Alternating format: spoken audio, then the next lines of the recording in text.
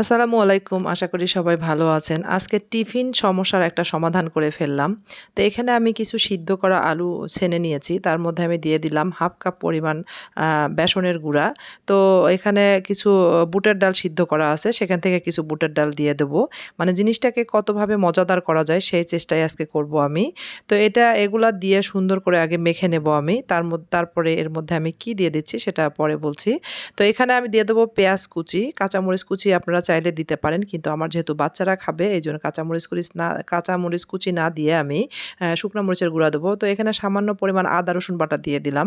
দিয়ে দিচ্ছি সামান্য পরিমাণ ভাজা মসলার গুঁড়া। এখানে স্বাদ মতো লবণ দিয়ে দিচ্ছি। আর সামান্য চিনি দিয়ে দেবো। মানে খুব বেশি না, হালকা চিনি। আর দিয়ে দেবো হচ্ছে এটা ধনিয়ার গুঁড়া।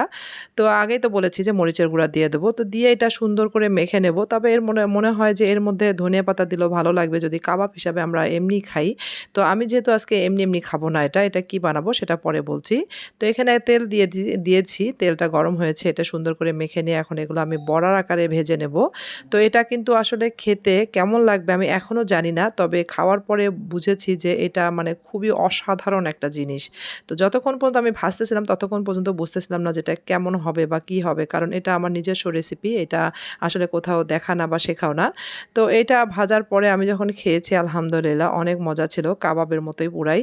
তো এটা ভাজা হয়ে যাচ্ছে। আমি ২য় দফায় আবার ভেজে নিচ্ছি। তো ভেঙে দেখাচ্ছি যে ভিতরটা দেখেন পুরাই কাবাবের মতো দেখা যাচ্ছে। যেহেতু এখানে বুটের ডাল আছে এটা খেতে আসলে খুবই মজা ছিল।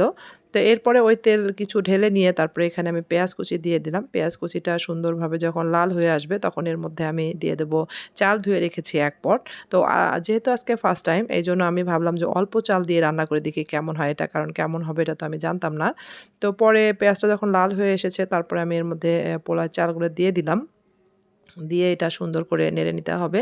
নিয়ে তারপরে এর মধ্যে সামান্য পরিমাণ মসলা দেবো। একটু আদা বাটা, একটু রসুন বাটা দিয়ে দিলাম আর লবণ দিয়ে দিলাম। দিয়ে এটা সুন্দর করে একটু নেড়েচেড়ে নেব। তারপরে এর মধ্যে দিয়ে দেবো একটু তেহারি মসলা। কারণ তেহারি মসলাটা দিলে পুরা এটা তেহারির মতো লাগবে খেতে। যার কারণে তেহারি মসলাটা দিয়ে দিলাম। তেহারি মসলা না থাকলেও সমস্যা নাই। আপনারা জিরার গুঁড়া, ধনিয়ার গুঁড়া এগুলো দিতে পারেন। আর সামান্য যদি ঘরে থাকে কি বলে জয়ফল, জয়ত্রী তাহলে সেটা আপনারা একটুখানি নিয়ে বেটে দিতে পারেন। তো এটা আমি ভালোভাবে নেড়েচেড়ে দিয়ে তারপরে এখানে আমি এখন গরম পানি দিয়ে দেবো যতটুকু লাগে। আমি আসলে পানি সবসময় আগেও বলেছি যে আন্দাজ মতো দেই। এটা কোনো মাপজোক থাকে না। তো ১ পট পানিতে আমি দেখেন কতটুকু পানি দিচ্ছি। এটা এতটুকু আরেকটু দিয়ে দেবো আমি, একটু কম হয়েছে। তো এই ছিল পানি। আর এখানে সাদা দেখাচ্ছে এখন আমি একটু গুঁড়া দুধ দিয়ে দিলাম যাতে এটা খেতে আরো বেশি মজা লাগে। তো এখানে কিছু ছোলা ছিল আমার সিদ্ধ করা। তো ভাবলাম যে ছোলাটা দিয়ে দেই। ছোলাটা না দিলেও কিন্তু চলবে। যেহেতু ছোলাটা আমার ঘরে ছিল সিদ্ধ করা এইজন্য আমি ছোলাটা দিয়ে দিলাম। তো আমার বাচ্চারা আসলে ছোলা খুব একটা পছন্দ করে না। তারপরেও দিয়ে দিচ্ছি যে নষ্ট হয়ে যাবে। এর মধ্যে দিলে খেতে মজা লাগবে। তো আমি আগেই বলেছি যে এটা কিভাবে মজাদার করা যায় সেই চেষ্টাই আজকে করব আমি। তো এখানে দিয়ে দিচ্ছি এখন হচ্ছে সেই কাবাবগুলা দিয়ে এটা সুন্দর করে নেড়েচেড়ে তারপরে এর মধ্যে আরো দিয়ে দেবো সামান্য ঘি দিয়ে দেবো। আর কাঁচামরিচ দেবো সেটা পরে দিব। আগে এটা সুন্দর করে নেড়েচেড়ে নেই।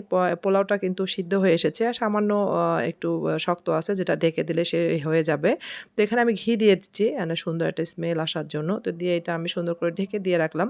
তারপরে আমি দিয়ে দেবো কাঁচামরিচ। কাঁচামরিচটা যেহেতু খুব দ্রুত সিদ্ধ হয়ে যাবে এজন্য কাঁচামরিচের কিন্তু খুব সুন্দর একটা স্মেল আসে। তো দেখেন দেখতেই পাচ্ছেন ডিলিশিয়াস একটা তেহারি তৈরি হয়ে গেল। আপনারাও অবশ্যই বাসায় এটা ট্রাই করবেন। আশা করি আপনাদের অনেক ভালো লাগবে এবং বাচ্চাদেরও অনেক ভালো লাগবে। তো টিফিন সমস্যার কিন্তু একটা মোটামুটি সমাধান হয়ে গেল যে মাংস ছাড়াও আমরা আসলে কিভাবে তেহারি রান্না করতে পারি। তো প্লেটে আমি নিচ্ছি, আমি আসলে বাচ্চারা এখনো ঘুম থেকে ওঠেনি যেহেতু স্কুল বন্ধ যার কারণে তারা এখনো ঘুমাচ্ছে। আমি একটু খাবো এজন্য নিচ্ছি।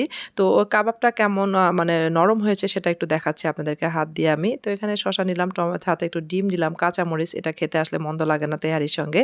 তো আমি এইটা একটু ভেঙে দেখাচ্ছি যে কতটা সফট হয়েছে। দেখতেই পাচ্ছেন খুব সফট। তো সবাই ভালো থাকবেন, সুস্থ থাকবেন। আবারও নতুন একটা কোনো রেসিপি নিয়ে আসবো। আল্লাহ হাফেজ।